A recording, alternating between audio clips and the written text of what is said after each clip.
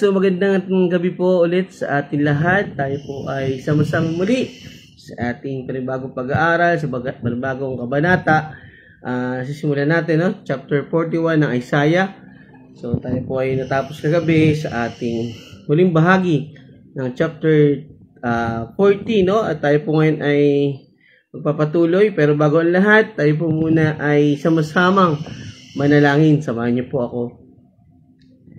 Ama na dakila sa lahat, Panginoon, maraming salamat po sa gabing ito na kami po ay nandito muli sa aming pag-aaral, sa aming patuloy na pagkatuto mula sa iyong mga salita, Panginoon, na ito ay aming maunawaan, aming maipamuhay, makapagbigay sa iyo ng kaluguran at kapurihan, Panginoon.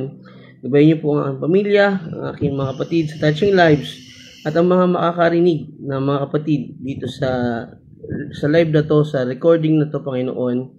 Sana po ay kayo ang kumilos, Panginoon. Kayo po ang kumilos sa buhay nila upang sila ay makarinig at makaunawa sa salita mo, Panginoon. At ito ay kanilang maipamuhay din. Patuloy po namin inilalapit sa iyo, Panginoon, ang panibagong kalakasan at buhay, karunungan. Kayo po ang magpapanatili sa amin sa itong pag-aaral, sa oportunidad na ito. Kami po ay nagpapasalamat sa iyo. Tinataas po namin, Panginoon, ang lahat ng mga panalangin namin, ng mga pangangailangan namin sa iyo. Sa iyo lang po kami umaasa at nagtitiwala. Patuloy na paghihingi ng gabay para sa aming lahat, Panginoon. Ikaw lang ang tunay na Diyos na dapat naming parangalan at sambahin. Tinataas po namin ito sa ngalan ng iyong anak Jesus. Amen. Yan, so magandang gabi po sa sa pamilya Ornido at siyempre alam ko nandiyan na si Pastor Dom, yan ay nakatag naman hindi naman nawawala. At siyempre sa aking pamilya na yan salamat sa pag-share, Pastor Dom, sa GC at yun nga magandang gabi po sa lahat. Tayo po ngayon ay magpapatuloy ng ating pag-aaral sa bagong kabanata, Isaiah 41, at kagabi ay natapos natin yung chapter 40 na tumutukoy nga po doon sa pagbibigay ng kaaliwan sa Israel ng Panginoon. At ito ay marami tayong tinalakay. Isa nga na doon yung 29 to 31 na panunumbalik ng kalakasan sa pamamagitan ng pagtitiwala sa Panginoon, ang paghihintay sa kanyang kalooban, sa kanyang kapangyarihan. Walang ibang may control ng lahat. Walang ibang may alam ng lahat kundi ang Panginoon lamang. Magandang gabi, Mami Oshi. Yan. Salamat sa iyong pagdaan. Sana ay manatili ka hanggang matapos ang pag-aaral. Yan. So ito ay yung panunumbalik ng kalakasan, panunumbalik ng lakas. Ang Panginoon lamang ang pinagmumulan nito, At anuman ang sitwasyon ng bawat isa, ang kabataan, ang mga malalakas pa, ito ay nauubusan din ng puwersa at ito ay napapagod, nakakaranas ng kahinaan. Pero ang patunay na pangako ng Panginoon, ang patuloy na pananampalataya at pagtitiwala sa kanya ay siya lamang ang makapagbibigay ng kalakasan sa lahat, So yan, happy birthday Ate AC pala, Happy birthday Ate AC. Yan. Nakakamiss naman July 12, yan, magandang gabi syempre sa aking mga pamilya rin Syempre Diluna family kinapapadan. So ang Isaiah 41 po ay nagbibigay ng mensahe ng kaaliwan at katiyakan sa pagpapatuloy na sa bayan ng Diyos, which is the Israel, mga Israelita, na itinatampok ang kanyang kapangyarihan at soberanya. Makikita natin ang nakaraang talata na punong-puno ng mensahe tungkol sa kapangyarihan ng Diyos, sa katangian ng Diyos. Pero dito ay patuloy na sa mga bansa ay makikita ng mga bansa ang soberanya ng Diyos at hindi ang kanilang mga sinasambang Diyos-Diyosan. So habang binibigyan diin ang kanyang katapatan sa Israel, ang kabanata ay maaaring balangkasin. Pwede natin makita ang bawat sumusunod. So ito po ay nahahati sa tatlong bahagi. Ang unang bahagi ay, yun nga po, no, ang hamon ng Diyos sa mga bansa. So, tinatawag ng Diyos ang mga bansa upang iharap, no, yung mga nasa malalayong lupain na iharap ang kanilang kaso o kanilang katwiran na itinatampok ang kawalan ng kakayahan ng kanilang mga Diyos-Diyosan na kontrolin ang lahat, no, yung kanilang pamumuhay, ang mga pangyayari, at yun din, no, walang kakayahan magbigay ng patnubay at kasiguraduhan ng kalakasan at proteksyon. Sa pangalawang bahagi naman ay yung kaaliwan para sa Israel, no? Tinitiyak ng Diyos sa kanyang bayan ang kanyang presensya, proteksyon at provision na hinihimok silang huwag matakot, no? Sa English ay do not fear, no? Do not fear Emmanuel, no? So, huwag matakot sa kanilang mga kaaway dahil sigurado ang kanyang patuloy na gabay sa kanyang bayan ay hindi mawawala, no? At sa pangatlong bahagi, banal na kapangyarihan at idolatriya, no? Comparison ng Panginoon, no? Ang tunay na Diyos at yung walang kabuluhang pagsamba sa mga iniidolo ng mga Diyos-Diyosan. So, inihambing ng Diyos ang kanyang kapangyarihan sa kawalan ng lakas ng mga Diyos-Diyosan. So, malaki ang pagkakaiba, no? At nakikita natin dito na ito ay nagpapakita rin ng natatanging kakayahan na magdulot ng pagbabago sa kasaysayan at tuparin ang kanyang mga pangako. Makikita natin dito, mga kapatid, na maraming sitwasyon sa mga talata ng chapter 41 ang talagang hindi natin lubos maisip na yun ang ginagawa ng Panginoon, no? Yung kanyang soberanya. Again, ito hindi natin basta-basta nauunawaan, pero dahil sa ating pananampalataya at pagtitiwala ay nandun tayo, no? Nandun tayo, nakaayon pa rin tayo kung sa pamamaraan at ayon pa rin sa kalooban ng Panginoon. So, ito nga po, no, yung 1 to 7, tumutukoy dito sa hamon sa mga bansa, no? Yung pagtawag ng Diyos sa kanila. Ito nga po ay tinatampok yung walang kabuluhan ng pagsamba sa mga idolo. At dito sa 1 to 4 ay tumutukoy sa pag-uutos ng Diyos sa katahimikan mula sa mga ibaybayin at isla na inaanyayahan nga silang lumapit at magsalita, no, para dun sa kanilang mga katwiran o yung kanilang kaso. Tumutukoy din ang Kabanata 41 sa hindi lubos na maintindihang kapangyarihan ng Diyos, no? Ang paggamit niya ng mga tao na hindi mo inaakala na gagamitin niya upang maitupad o maisakatuparan ang kanyang mga plano. Ang Kabanata 41 din ay isang bahagi ng pangako ng Diyos sa kanyang mga plano, no? Nagagamitin nga niya yung mga hindi inaasahang tao. Magandang gabi sa aking pinsan, Miel Adrian Campomanes. Magandang gabi, brother. Yan, samahan mo ko mag-aral. Yan. So, ang chapter 41 ay may 29 na talata. At yun nga, no, yung nabahagi nating tatlong bahagi na ating pag-aaralan sa kabuuan ng chapter 41. So, tayo ay dadako na sa verse 1, no? Ang pangako ng Diyos sa Israel. So, sinabi ni Yahweh, tumahimik kayo at makinig kayo na nasa malalayong lupain. Pag-ibayuhin ninyo ang inyong lakas at dalhin sa hukuman ang inyong usapin. Doon, ang panig ninyo ay papakinggan upang malaman kung sino ang may katwiran. Sa verse 2, sino ang nagdala sa isang mananakop mula sa silangan at nagbigay ng tagumpay sa lahat ng kanyang pakikipaglaban? Ang mga harit mga bansa ay parang alikabok na lumilipad sa bawat hataw ng kanyang tabak at parang dayaming tinatangay dahil sa kanyang pana.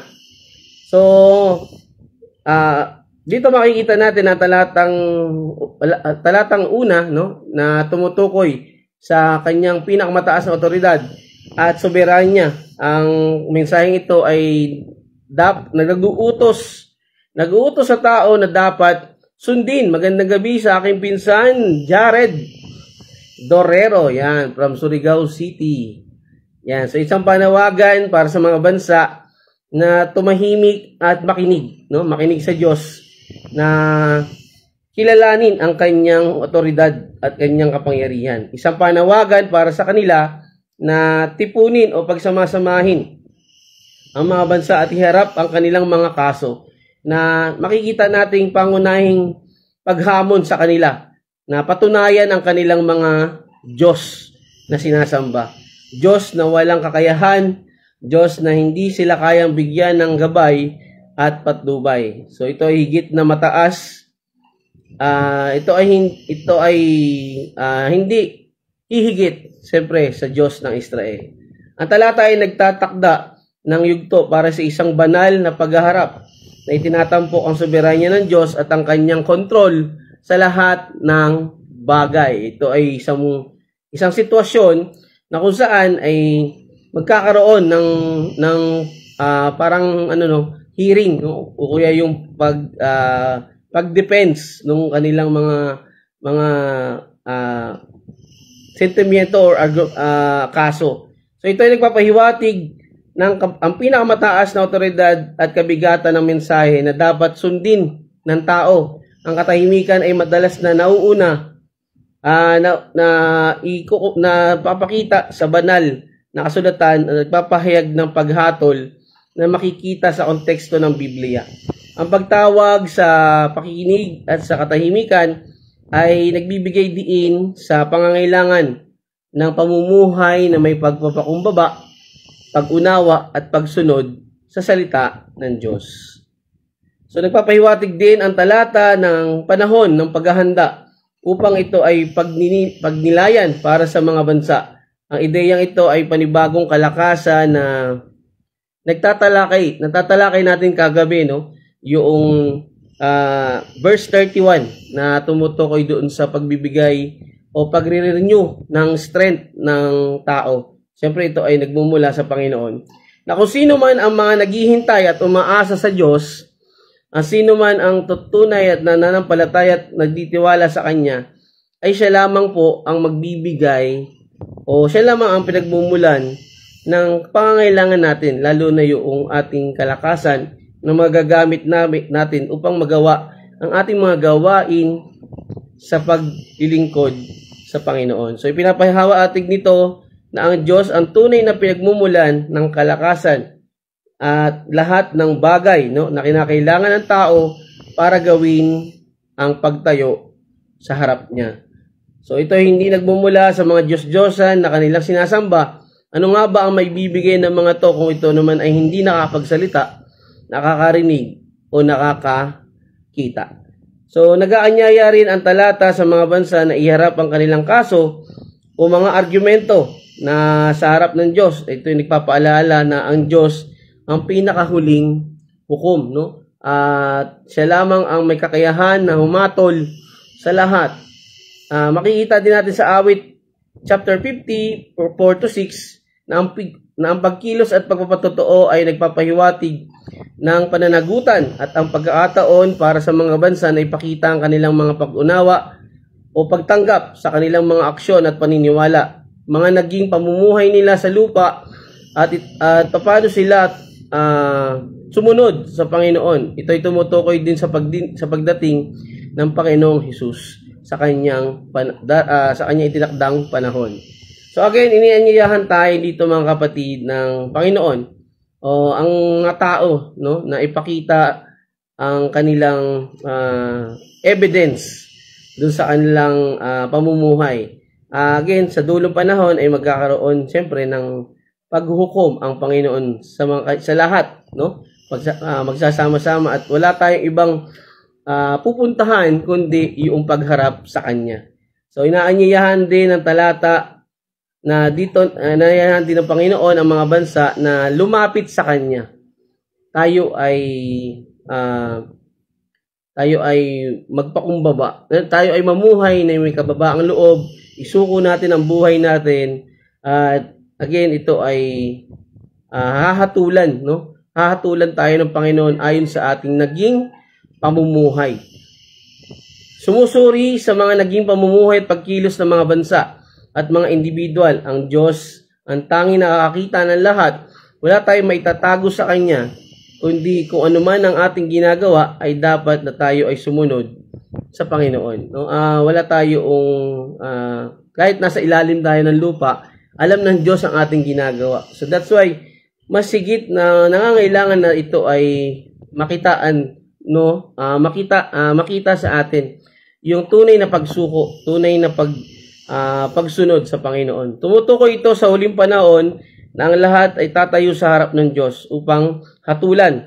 Makikita natin ito sa Roma 14 verse 10 at 2 Corinthians 5:10.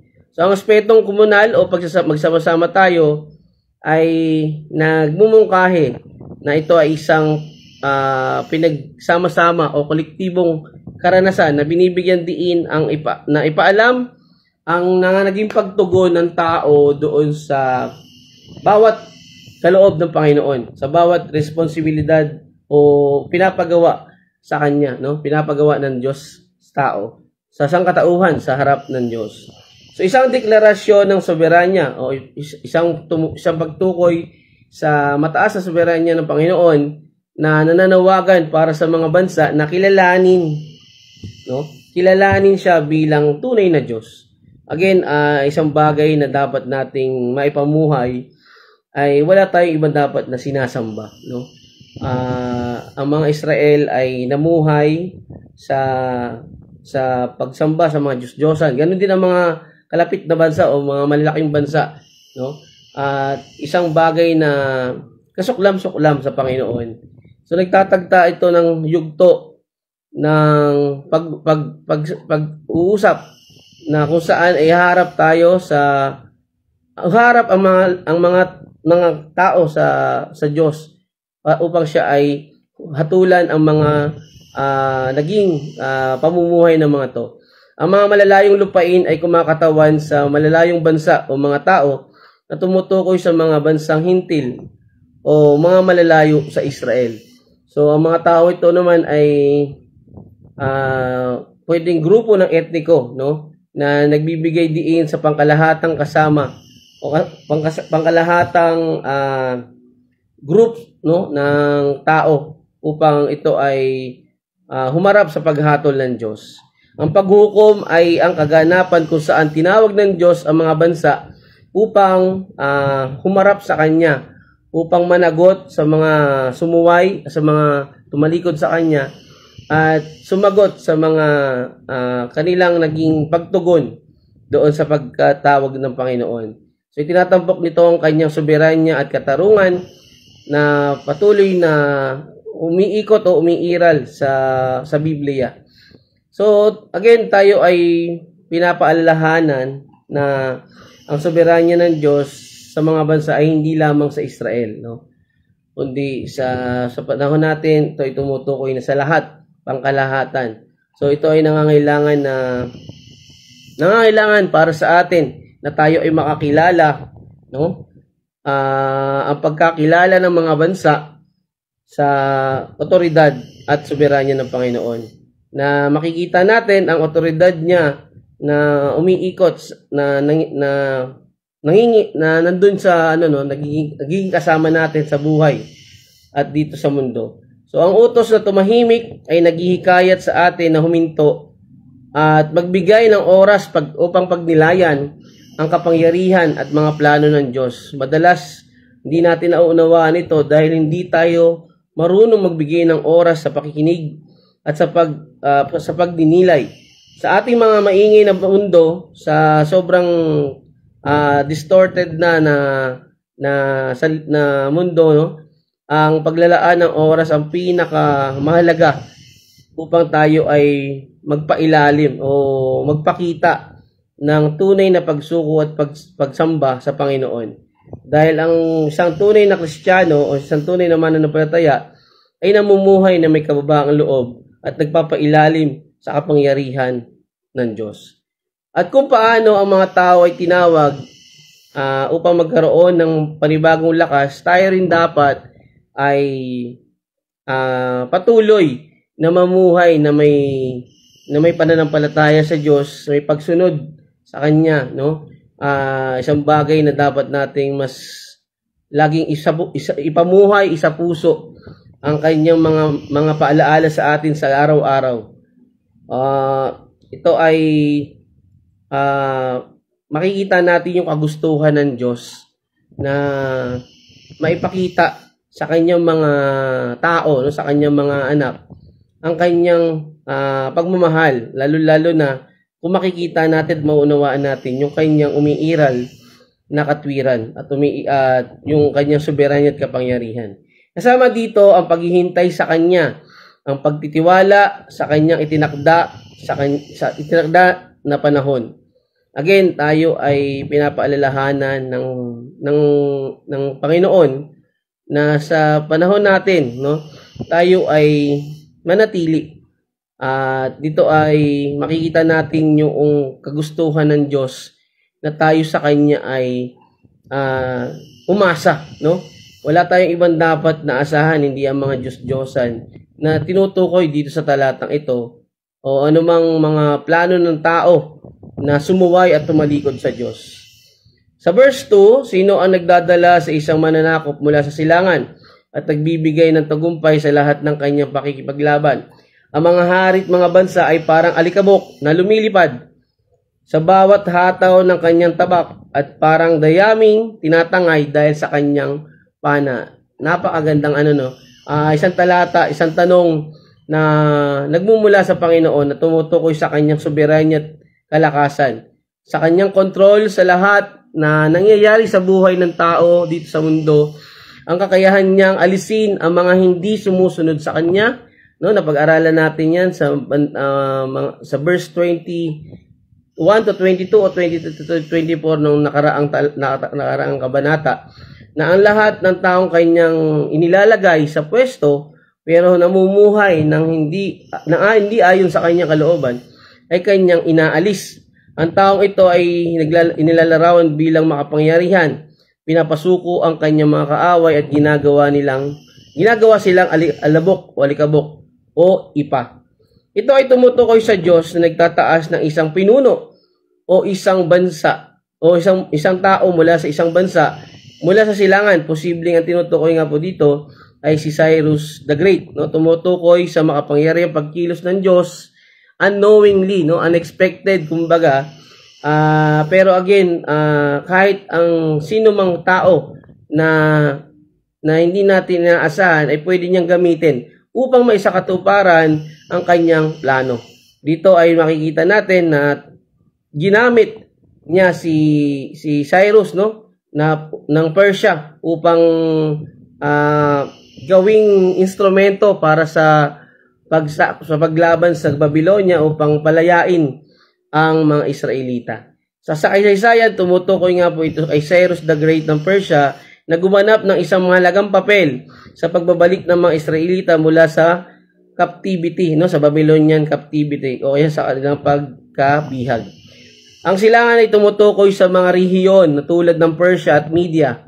Binibigyan diin ng pagkilos na ito ang kontrol ng Diyos. Sa kasaysayan, ang mga bansang ito ay dayuhan, no, mula sa mga dayuhan na bansa na ginamit o parang ginawang instrumento ng Panginoon upang maisakatuparan niya ngayong kanyang plano, no, yung kanyang pangako sa kanyang bayan na kanyang hindi niya pababayaan. Makita natin na ang Panginoon ay nanatili nakasama ng kanyang mga tao. Maalala natin yung verse 27 to 28 na nakaramdam ng kabalisaan o alalahanin ang mga Israelita. Pero dito nga nakita natin na silently, no, kumikilos ang Panginoon. So gumagamit ang Diyos sa mga pinuno upang matupad ang kanyang mga banal na layunin kahit na hindi nila alam, no, kahit sa sarili nila hindi nila alam ang kanilang papel sa kanyang plano. Doon natin makikita yung soberanya ng Panginoon na bakit ko ginawa? Parang ikaw bilang tao matatanong mo yung sarili mo anong ginagawa ko dito? Bakit dito? Pero again, control ng Panginoon ang lahat, no? Wala tayong kayang pigilan sa kanyang mga plano no? Kung tayo ay gagamitin niya, ibabalik at ibabalik niya tayo doon sa landas na ating tatahakin para masunod natin siya. So, ang katwiran dito ay hindi kinakailangan personal na katwiran ng pinuno, ngunit ang matuwid na mga layunin ng Diyos na natutupad sa pamamagitan niya. Ginamit niya yung tao, ginamit niya si Cyrus the Great. Pero ang nangibabaw pa rin, yung plano ng Diyos, no? Yung pa rin ang makikita natin dito, ganoon ang pinapakita sa atin ng mga talatang ito na nagpapatunay na walang ibang may control sa lahat ng bagay kundi ang Diyos. So, ang otoridad ng Diyos na nagbibigay ng kapangyarihan at tagumpay sa pinunong mula sa ibang mga bansa ay isang patunay ng pagiging tunay na makapangyarihan na may nalalaman ang lahat, no? All-knowing God. So, ang Diyos ay ang pinakapunong tagapamahala sa lahat ng kaharian at maaaring magbigay ng kapangyarihan sa sino mang mga tao, no? Sa sino mang mga taong kanyang pipiliin upang gamitin doon sa pagtupad ng kanyang plano.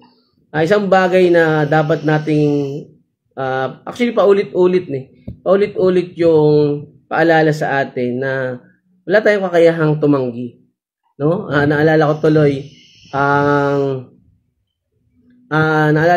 no, siyempre hindi na ako lalayo, no? Si Pastor Dom, no? Marami siyang naging plano, no, sa buhay.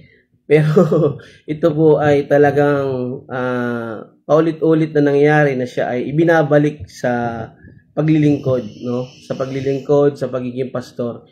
At lahat, no, kailangan pang mawala, kailangan pang maalis, kailangan pang tanggalin ng Diyos. Isang bagay na wala tayong kakayahan na pigilan ang kapangyarihan ng Panginoon once na tayo ay kasama sa kanyang mga plano. So sa kaysaysayan ng pananakop ni Cyrus ay mabilis at naging epektibo na humantong sa pagpapalawak ng imperyo ng Persya. Ito ay ayon sa mababasa rin natin sa Biblia na ang Diyos ay gumagamit nga ng mga tao, lalo na yung mga namumuno, no, upang maging parte ng kanyang paghatol at pagpapalaya sa mga Israelita. So ang imahe naman ng pagiging mga alabok sa mga kaaway ay isang pagkatalo at pagkasira kasi madali nga silang nagapi, madali silang natalo, madali silang nalipol. Isang bagay na walang tibay, no? Walang matibay na proteksyon. Ang matibay na proteksyon lamang ay makikita natin siyempre sa Panginoon. So binibigyan diin ng pariralang ito na ang kumpletong tagumpay na pinagkakaloob ng Diyos na nagpapaalala sa iba na mga tagumpay sa Biblia kung saan ang mga kaaway ay hindi magwawagi, no? Imagine natin yung example si Gideon, no? 1,000 versus hundreds. So sa karunungan ng tao, hindi nakakayanin yun eh, no? Hindi mo nakakayanin na matalo yun kasi yung bilang pa lang is unfair na, kumbaga talagang sigurado na yung pagkatalo. Pero dahil ang Diyos ang may control na lahat, kahit ilang libo pa yung kalaban, basta ang Diyos ang kasama, nandun po yung tagumpay. Ang ipa ay magaan, walang kwentang balat na nahihiwalay sa butil nito. Madaling madala ng hangin na tumutok na nagbibigay larawan lalo sa napakadaling pagkatalo, sa napakadaling sitwasyon ng kabiguan. Ang paglalarawan na ito ay ginamit din sa ibang bahagi ng Biblia, gaya sa Awit 1:4, no? Sa Awit 1:4, tinukoy dito upang ilarawan ang magiging kapalaran ng masasama. Ang kawalang kabuluhan ng paglaban nila sa mga pinili at hinirang na pinuno ng Diyos at ang pansamantalang kalikasan ng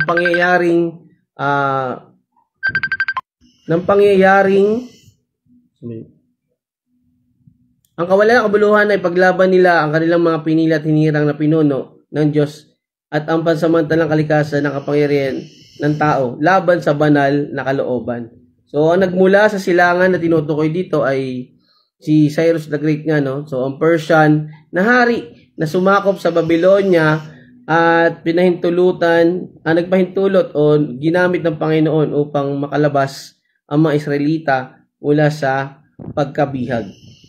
Siya ay nakikita bilang isang instrumento ayon sa kalooban ng Diyos. Ang mga bansa at hari ay tumutukoy sa iba't ibang kaharian at mga pinuno na sasakupin ni Cyrus na sumasagisag sa soberanya ng Diyos sa lahat ng mga bansa. Ang mga lingkod ng Diyos, bagaman si Cyrus ay isa sa kilala na hari, no? Hindi makikita rin natin dito bilang isang anino or foreshadowing ng Panginoong Hesus na tutupad sa mga layunin ng Diyos. So, nakita natin dito mga kapatid yung pagkilos at yung kapangyarihan ng Diyos na kahit noong lumang tipan, no, makikita natin yung kapangyarihan niya sa bawat bansa, sa bawat tao, sa bawat plano na kanyang itinakda na matutupad, na anuman ang makita ng lahat ay talagang hindi na mauunawaan basta-basta. So, patuloy tayong pinapaalalahanan na tayo ay makakilala sa soberanya ng Diyos. Siya ang may control sa kasaysayan at gumagamit siya maging ang mga sekular na mga pinuno. Magandang gabi, Ma'am Wilma Cervantes. Salamat na padaan ka. Kamusta po? So, sekular na pinuno, no, upang maisakatuparan ng kanyang mga banal. Hindi lang pala yung mga Israelita o mga Hudyo ang kanyang gagamitin, no? Madalas ay dito ay hindi natin naasahan yung ibang mga tao, no? Ating unawain na maaaring gamitin ng Diyos ang sino man ang kanyang piliin o kanyang ilagay sa kanyang matuwid na plano, matuwid na layunin. Wala tayong magagawa kundi ito ay ating isiping mabuti, no, na ang kapangyarihan ng Diyos ay walang unlimited, no. Yung soberanya ay isang bagay na dapat nating lubos na maunawaan. Hinihikayat tayo na maging bukas sa pagtawag ng Diyos sa ating sariling buhay. Sa ating kapanahunan, tayo ba ay ready, no? Ready ba tayo magpagamit sa Panginoon? Yung tinignan ko, no, yung kay Apostol Pablo, na mula sa pagiging prosecutor o kaya yung murderer, no, yung makita natin siya po ay ginamit ng Panginoon. So, kaya magtiwala tayo sa katangian ng Diyos, sa kanyang soberanya, sa kanyang mga plano na sa bandang huli ay masusupil ang lahat ng sumasalungat sa Diyos. Ang lahat ng kumakalaban sa Kanya, mga sumusuway, at patuloy na namumuhay sa pagtalikod sa Panginoon, ay hindi ito magkakaroon ng maayos na sitwasyon. Kung paano minasuko niya ang mga bansa sa harap ni Cyrus. Ganun po ang illustration, no? Ganun po ang pinapakita dito. So pag nilayan natin kung paano tayo tumutugon sa tawag ng Diyos sa ating buhay, ang pagtawag kay Cyrus ay isang example, isang halimbawa na walang pwedeng komisyon sa mga pinipili ng Diyos. Pero dito binibigyan diin na ang kapangyarihan at soberanya ng Diyos ang tanging mangyayari. So handa ba tayong gawin handa ba tayong gamitin niya, no? Handa ba tayo na maging instrumento ng kanyang plano, no? Kanyang mga katwiran. Sa panahon natin ngayon, paano ba tayo nagpapagamit sa Diyos? O baka tayo ay patuloy na umiiwas sa Diyos.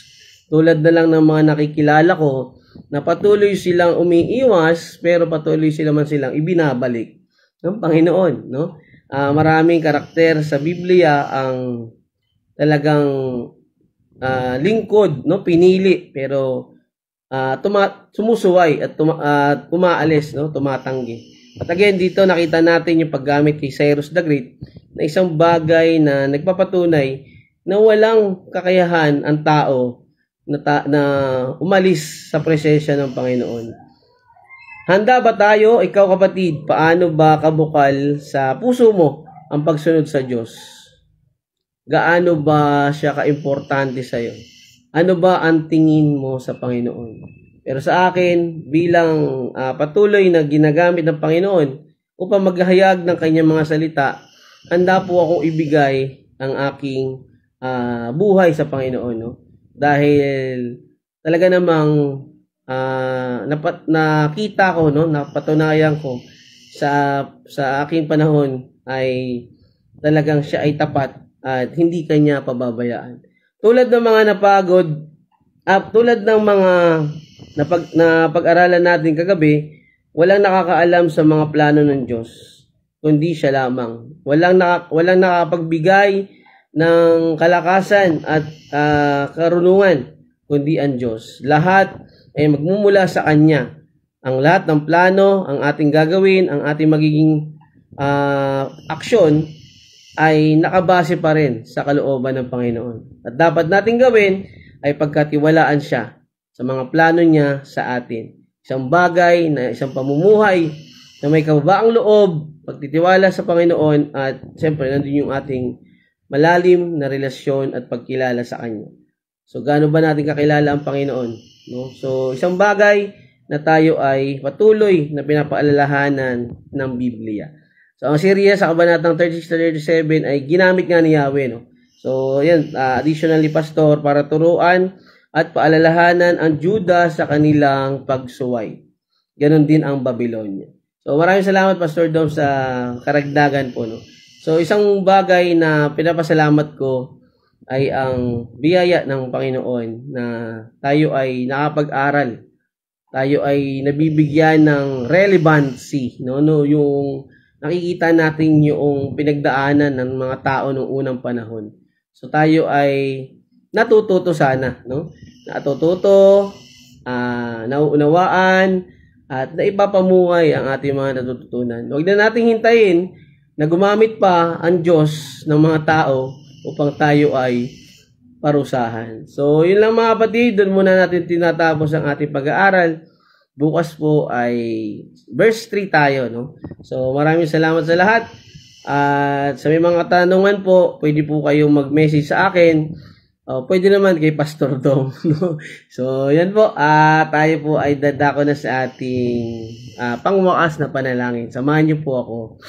Panginoon, Ama, tunay na dakila ka, Panginoon, sa oras na to. Maraming salamat sa patuloy na pagbibigay sa amin ng katangian mo. At tunay kang dakila, tunay kang makapangyarihan sa lahat. Ikaw lang ang may control, ikaw lang ang may alam, Panginoon. Ikaw lang ang may kakayahan na kami ay panatilihin mo sa iyo, panatilihin ang aming kalakasan. Maraming salamat, Ama, sa opportunity na ito na maging tagapanguna upang maibahayag ang iyong mga salita. Maraming salamat sa paggabay sa Touching Lives Christian Church, sa mga kapatiran, at sa pamilya ko, Panginoon, na patuloy ko inilalapit sa inyo, patuloy kong dinudulog sa iyo, Panginoon, ang mga bawat panalangin ng bawat isa. Samahan niyo po kami, Panginoon, sa gabing ito, at sa mga susunod pang pag-aaral. Ikaw po ang manguna, ikaw po ang makilala at maitaas namin, Panginoon. Tinataas po namin ito sa ngalan ng iyong anak na si Jesus. Amen. Amen. Yan, so maraming salamat po. Siyempre, basahin ko lang yung karagdagan ni Pastor Dom, no? So, ito, malaking to. Pinapakita ng talata, o ng dalawang talata ng pagnanais ng Diyos na magkaroon tayo ng katarungan at hustisya sa mundo, kung saan walang sino man ang pinapaboran at ang lahat ay binabase sa tamang katwiran. According to your performance, no? So, yan, at siyempre yung karagdagan pa niya ni Pastor Dom ay pwede niyong basahin, no? So, maraming salamat po, Ate Alma, sa Ornido family, Pastor Dom, sa buong kapatid, sa Touching Lives, siyempre sa aking pinsan, Miel Adrian, Jared Dorero, Ma'am Wilma Cervantes, no? Siyempre, Mami Oshi, siguro, hindi ko alam kung nandiyan si Pastor Nanding, yung pangalan niya. But again, maraming salamat po sa lahat. Thank you, salamat po sa Panginoon, sa buhay ng bawat isa. Magkita-kita po tayo bukas. Maraming salamat. Sa Diyos lang po ang paborit parangal.